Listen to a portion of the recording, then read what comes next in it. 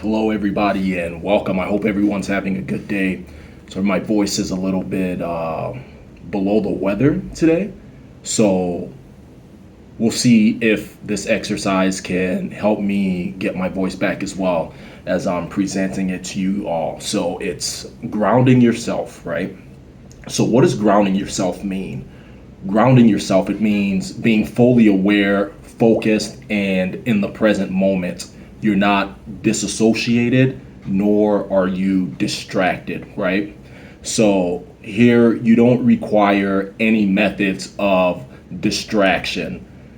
You also don't require perfection. For all of those perfectionists out there, I kind of fall in that category myself, and I had to learn how to step outside of that and accept the little things and accept things as they come, right?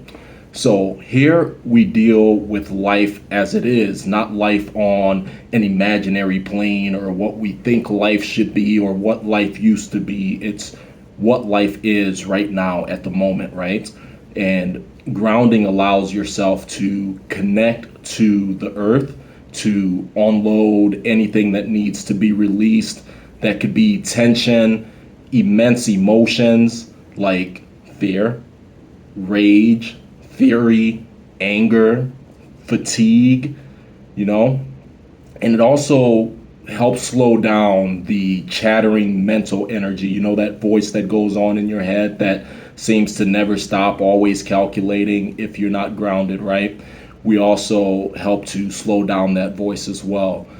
But that voice isn't necessarily a bad thing because when the thoughts endlessly repeat themselves, that's a clue for us. That's a clue for us for what to focus on, right?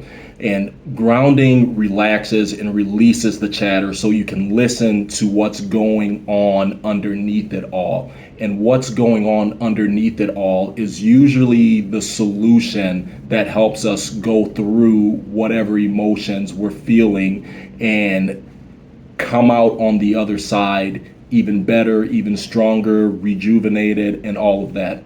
So here's some signs to tell if you're ungrounded. You're clogged with tension, you're stiff, you're always tense, you might have aches in your back, aches in your neck, aches around your body. You're spacey and you're sort of disconnected from your body at times. You'll trip, you'll feel clumsy, you'll lose or drop physical items, and it's almost like your body is trying to bring you towards a downward movement, right? Also, you'll startle or jump easily when there's a loud noise or something around. And there are also stimulants which help keep you on grounded. So we have to make sure that we're watching our intake of coffee, of tea with caffeine, chocolate, sugar. These tend to mask fatigue when rest or sleep is the solution. I did the shorts this morning, didn't get that much sleep, but I was up and I was at it. And there were some emotions that came along, but I was able to ground myself, like I'm going to show you all, and actually just observe what these emotions were trying to communicate towards myself, right? So the purpose of this is we want to stay grounded as much as possible, because grounding allows us to offload that tension that I mentioned earlier, right? So try to check and see how grounded you are and try to reestablish every morning, going through a process similar to this one. We're going to be channeling fear, which is our focus for this month, as we try to get back on our New Year's resolution, whatever it may be for you, whether it was your fitness, your finance, or any other goals that you had. And if you're still on your New Year's resolution, congratulations. Hopefully this helps serve as a extra motivation, extra support to get you to where you want to be at, right? So to begin, we want to breathe in. And feel a little bit of tension. And as you breathe out, just imagine yourself grounding, right? Feel that tension. You settle in and let your tensions go. That tension there is just a little bit of sadness. And we'll cover the meaning of sadness later on and all of the gifts that come along with sadness, right?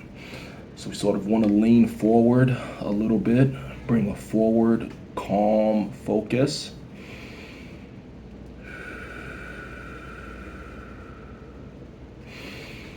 And just feel comfortable welcoming your fear.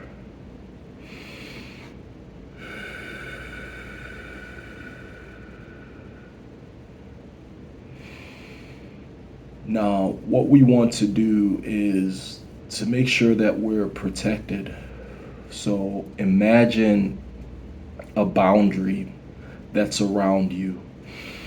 Like you're the yolk of an egg, right? And this boundary extends in front of you, arm's length, above you, arm's length, behind, if we can reach there, the full arm's length, and underneath you, full arm's length. And here in this boundary, we're protected. So we can just allow our emotions to flow. We can allow the chatter to go through, but we don't want to engage with the chatter. We just want to observe what's going on, right?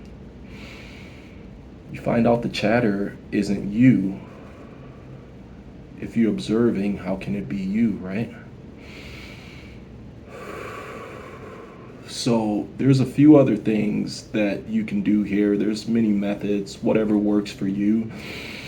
Some people like to imagine roots growing from the bottom of their feet, going to the center of Mother Earth, to the core of our planet, where there's a beautiful oasis, and you just ground yourself there in this perfect harmony.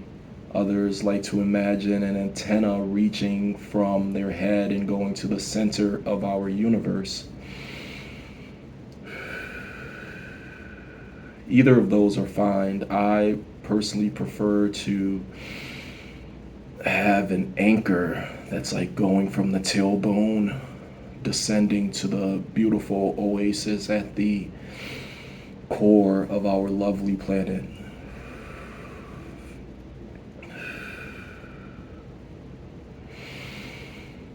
And when we breathe, on the inhale, just feel our boundary expanding a little bit. And you can give a color to this boundary, a bright color, to help you identify that you are within this boundary. I like to use the color green. That's my favorite color. But for other more intense emotions, the fiery ones like anger, rage, fury, those ones I like to use a more fall-like color, an orange color, a blazing color, because the thoughts and the feedbacks and the flashbacks that come from that, it's intense stuff, and I like to feel that I'm secured in something that's intense. So as we breathe in, feel the boundary expanding just a little bit, and as we breathe out, it comes back to its original state.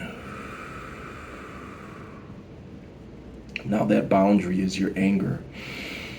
That's what anger does. Anger sets boundaries. Think about it. Whenever you're angry with someone, it's because you feel that there's a boundary that has been overstepped, and this anger steps in to reestablish it, right? So here in our boundary, we're safe. Our anger, one of the gifts of anger, protection. That's what it aims to do, is to protect us. So we're safe here. Just allow your emotions to flow and feel whatever fear that comes up.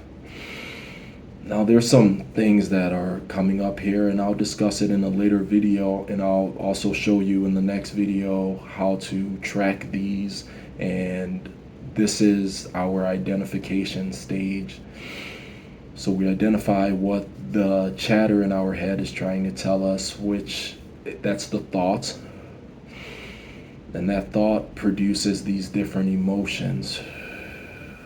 And we can trace all of that to see what actions we've taken in the past, what actions we're currently taking, and eventually get to the point of the actions that we require, the actions that are required for our specific situations, right?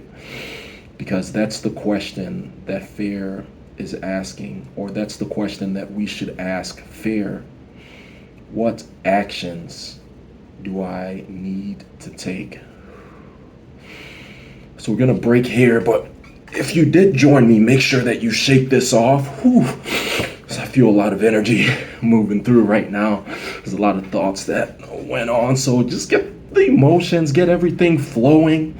We don't want anything stuck. We don't want any tension building up. So just keep it flowing for a little bit. And this is just a little sample of how we ground ourselves, how we identify some of these emotions. We're going to get more in depth in the further videos, but thank you all for tuning in. Stay triumphant. Tune in tomorrow. We'll have more content.